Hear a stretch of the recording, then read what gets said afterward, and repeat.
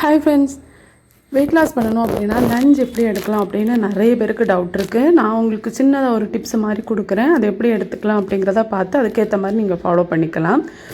லஞ்சில் பார்த்திங்கன்னா ஃபுல்லாக வந்து சோறு அவாய்ட் பண்ணணும் அந்த மாதிரியெல்லாம் கிடையாது. இப்போ சோறு சாப்பிட்லாமா சப்பாத்தி சாப்பிட்லாமான்னு கேட்டால் நான் சோறு தான் சொல்லுவேன்.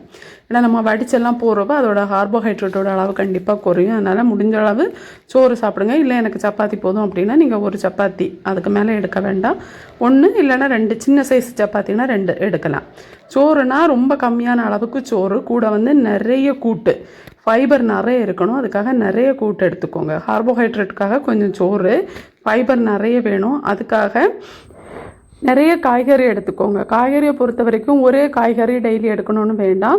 ஒரு நாள் வந்து 2லேருந்து 3 காய்கறி வர்ற மாதிரி பார்த்துக்கோங்க. பீன்ஸு, கேரட்டு, நாட்டு காய்கறி வகைகள், இந்த பாகக்காய் இருக்கு இல்லையா அது, அதுக்கப்புறம் முட்டைக்கோசு, அடுத்து வந்து பார்த்திங்கன்னா நாட்டு காய்கறியில் வந்து சுரக்காய், இந்த மாதிரி காய்கறிகள் இருக்கும் இல்லையா அது வந்து 2-3 வெரைட்டியாக எடுத்துக்கோங்க. முடிஞ்சால் வந்து டெய்லி வேறு ஒவ்வொரு வகையான கீரை ஆட் பண்ணுற மாதிரி பார்த்துக்கோங்க. அது ரொம்ப ரொம்ப நல்லது.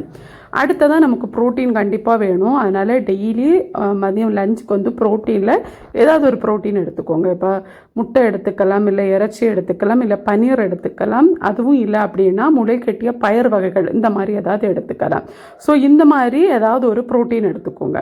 ஸோ ஃபைபர், கார்போஹைட்ரேட் குறைவாக எடுத்துக்கோங்க. அதுக்கு அடுத்தபடியாக நிறைய வந்து ஃபைபர் எடுத்துக்கோங்க. அதுக்கு அடுத்தபடியாக நிறைய வந்து ப்ரோட்டீன் எடுத்துக்கோங்க. ஸோ இந்த மாதிரி எடுக்கிறப்போ உங்களோட லஞ்ச் வந்து உங்களுக்கு நல்ல ஃபில்லிங்காகவும் இருக்கும். அதே சமயம் உங்களோட வெயிட் லாஸ் வந்து நல்ல ஃபாஸ்ட்டாகவும் இருக்கும். முடிஞ்ச அளவு கண்டிப்பாக ஒர்க் அவுட் பண்ணிக்கோங்க. அது ரொம்ப ரொம்ப முக்கியம். அடுத்ததாக வந்து தண்ணி. இப்போது ஒவ்வொரு நாளும் வந்து லஞ்ச் எடுத்துக்கிறதுக்கு முன்னாடி இல்லைனா ஒவ்வொரு வேளை உணவு எடுத்துக்கிறதுக்கு முன்னாடி ஒரு டம்ளர் நிறைய தண்ணி எடுத்துக்கோங்க.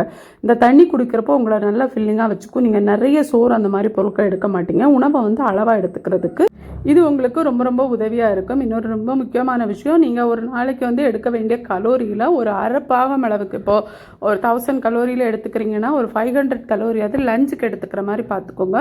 காலை உணவும் நைட்டு டின்னரையும் வந்து அதுக்கு மிச்சம் இருக்க கலோரியில் பேலன்ஸ் பண்ணுற மாதிரி பார்த்துக்கோங்க. இப்படி பார்க்குறப்போ கண்டிப்பாக உங்களுக்கு நல்லாவே வெயிட் லாஸ் ஆகும்.